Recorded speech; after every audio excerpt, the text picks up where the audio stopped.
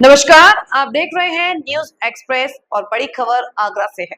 कल आगरा में जाड़ता राजा व्याख्यान माला कार्यक्रम का आयोजन हुआ।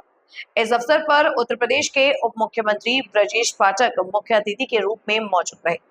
कार्यक्रम में बोलते हुए डिप्टी सीएम ब्रजेश पाठक ने आगरा वासियों से वन नेशन वन इलेक्शन के विषय पर विशेष ध्यान देने और इसे गंभीरता से समझने की अपील की।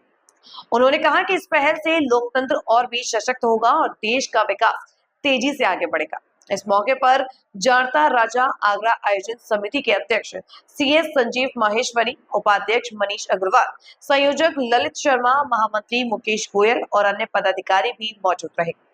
सभी वक्ताओं ने एक स्वर में कहा कि जाड़ता राजा केवल एक नाटक नहीं है, बल्कि यह भारत की महान परंपरा, संस्कृति और स्वराज की भावना का भव्य प्रस्तुतिकरण है। जाड़ता राजा नाटक का मंचन आगामी 4 से 9 अक्टूबर तक आगरा में होगा। उपस्थित थे वो एक बार हाथ खड़ा करिए। तो बहुत कम लोग थे। ठीक है, नीचे करिए। जाड़ता राजा होना किसी शहर में यह उस शहर का सौभाग्य है, ऐसा मान के चलिए। ये ठीक है, थोड़ा खर्चा अधिक होता है, लेकिन जाड़ता राजा के पश्चात उस शहर की कई तरह की फिजाई बदल जाती है। ऐसा एक जाड़ता राजा नाटक है।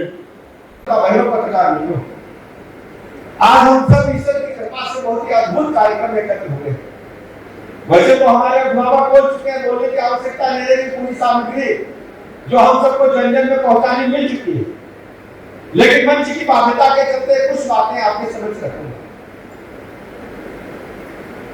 जाड़ता राजा महानाट्य का प्रदर्शन वर्तमान परिस्थितियों में क्यों हो, उसकी आवश्यकता क्या है, और आज भी जाड़ता राजा महाराज छत्रपति शिवाजी महाराज क्यों प्रासंगिक है, इस पर हम चर्चा करना चाहिए। उनके जीवन चरित्र पर कुछ बातें आदरणीय नंदलाल जी ने आपके समझ रखी है, और मैं आभार प्रकट करता हूं आपके व्याख्यान से हम खुद को नई जानकारियां मिली। हम जहां तक समझते हैं वर्तमान परिस्थितियों की तुलना यदि उस तरह की तुलनात्मक अध्ययन करें तो जब हिंदुस्तान पर मुगलों ने आक्रमण किए, हमारी सभ्यता को नष्ट करने के असफल प्रयास किए, हमारी सांस्कृतिक विरासत को छीन भिन्न करने का असफल काम किया, आज जैसी परिस्थितियां नहीं, वो परिस्थितियां क्या नहीं होंगी, कैसी नहीं होंगी। एक सैनिक का बेटा अपनी मां की कृपा से हिंदू साम्राज्य की स्थापना के लिए ऐसे मुगल शासकों के खिलाफ चट्टान की तरह खड़ा होता है, जिनके खिलाफत के बारे में सोचना भी अपराध था। आज जाड़ता राजा के नाटक के दौरान हमें कई बार देखने का अवसर आशीष भैया की कृपा से मिला। हमने कानपुर में भी देखा, लखनऊ में भी देखा। तो जब उनके चरित्र पर हम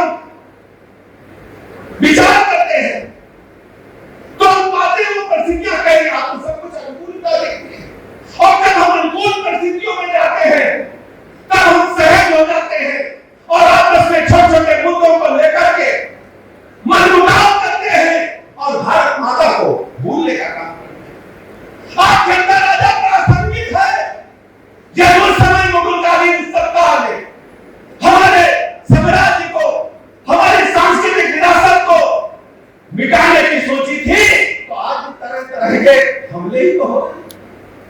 आप सोचिए उस समय क्या स्थितियां थी जब नालंदा विश्वविद्यालय में आग लगा दी गई, उस समय क्या परिस्थितियां रही होंगी जब तक्षशिला को मिटाने का संकल्प लिया गया। इतिहास गवाह है, 6 महीनों तक लाइब्रेरी में आग लगी थी, हमारे वेद पुराण उपनिषद आग के हवाले कर दिए। मैं अपने गुरुदेव का अभिनंदन करना चाहूंगा, आज के गुरुदेव का भी अभिनंदन करता हूं और उस समय के उनकी स्मृतियों को नमन करता हूं। गुरुदेव ने कहा था हमको गुरु दक्षिणा में कुछ नहीं चाहिए, हमारे शिष्य यदि वेद पुराण उपनिषद आने वाली पीढ़ी को 105 को याद करा देंगे तो ये मुगलकालीन व्यवस्था, विध्वंसकारी व्यवस्था भारत की संस्कृति को मिटाने का काम नहीं कर पाएगी। और हम गर्व के साथ कह सकते हैं दुनिया में भारत माता की पताका सर्वोच्च शिखर पर है तो हमारे गुर्जर वृंद और जनता राजा छत्रपति वीर शिवाजी की मदद से है और कोई दूसरा नहीं।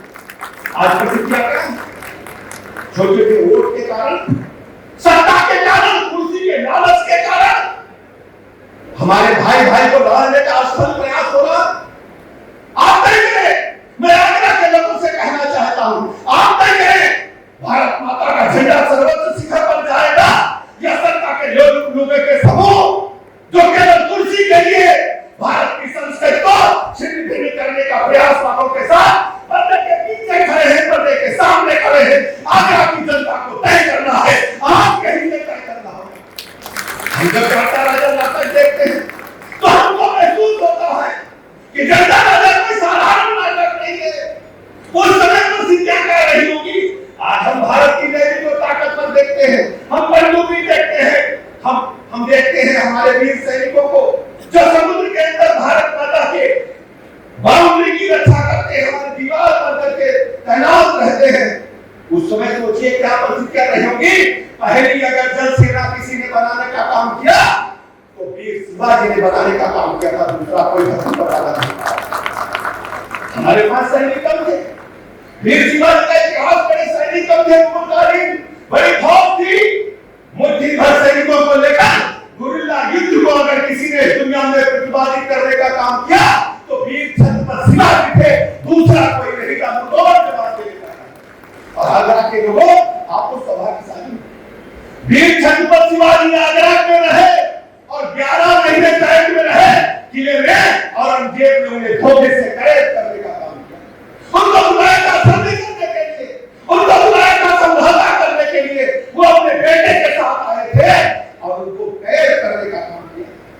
लेकिन क्या परिस्थितियां रही होंगी। एक तरफ सैनिकों का हुजूम और दूसरी तरफ दृढ़ इच्छा शक्ति कि भारत की संस्कृति को हम बचाएंगे, भारत माता के झंडे को झुकने नहीं देंगे।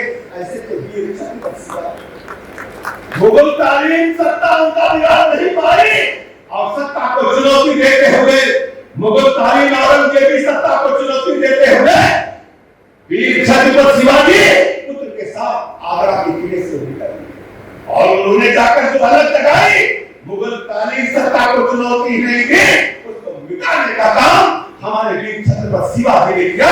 ये सब सत्ता राजा ने देखने का काम किया। आगरा के लोगों सौभाग्यशाली, आप याद करेंगे जनता राजा नाटक आगरा से किस ढंग से जुड़ा हुआ है।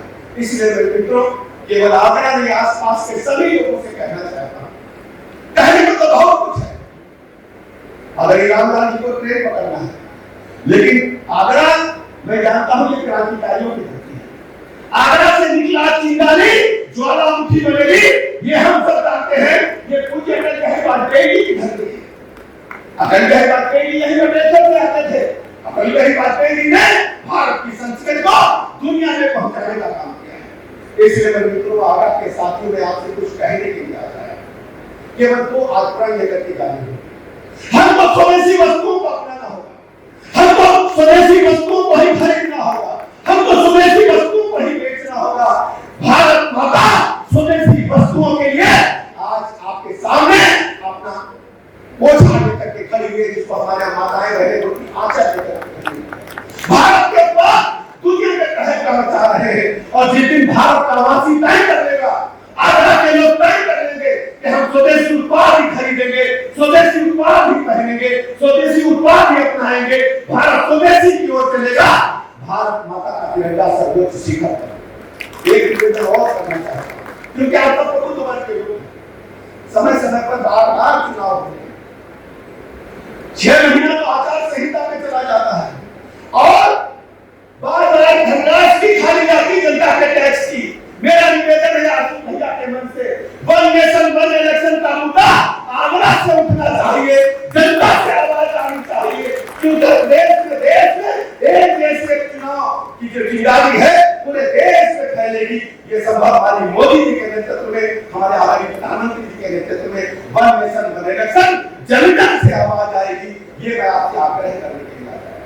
हम सब जानते हैं आगरा क्रांतिकारियों का शहर रहा है, आगरा गढ़ रहा है विचार का, क्रांति का, और यहाँ से जनता राजा नाटक देखने के बाद हम सब पूरे देश में यहाँ की चिंगारी को ज्वालामुखी की तरफ फैलाएंगे और अपनी भारत माता की ताकत को और मजबूत करेंगे, भारत की संस्कृति को और मजबूत करेंगे, जमीन को जोड़ेंगे, और जो हमारे भाई से भाई को विभेद कराने वाली ताकतें हैं उनको आगरा से ही मुंहतोड़ जवाब देने का काम करेंगे। इन्हीं शब्दों के साथ आप सबका आभार प्रकट करता हूँ। विशेष आभार मुझे अपने आदरणीय रामलाल जी का, आदरणीय आशीष भैया जी का कहना चाहता हूँ। केवल 2 लाइनें कहकर मैं समाप्त करूंगा। हो चुकी पीर पर्वत सी अपनी डोली चाहिए, इस हिमालय से एक नई गंगा निकलनी चाहिए। भारत माता की जय। बहुत बहुत धन्यवाद।